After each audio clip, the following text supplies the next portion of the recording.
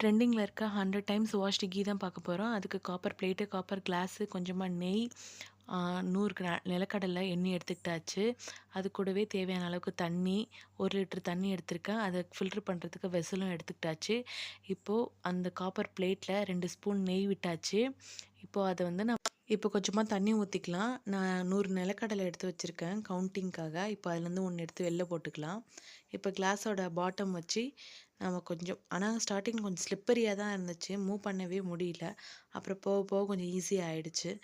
தண்ணியை வெளியேற்றிக்கலாம். ஃபில்ட்ரு பண்ணியாச்சு.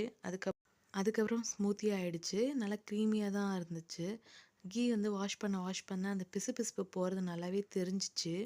ஃபைனலி கிடச்சிருச்சு மாய்ஸ்சரைசர். அந்த கீயோட தன்மை போயிடுச்சு, பிசுபிசுப்புனே இல்லை. ஃபைனலி மாய்ஸ்சரைசர் கிடச்சிருச்சு, நல்லாவே இருந்துச்சு. இதோட ரிசல்ட் எப்படி வந்துச்சுன்னு அப்கமிங் வீடியோவில் சொல்கிறேன். உங்களோட ரிசல்ட் என்னென்னு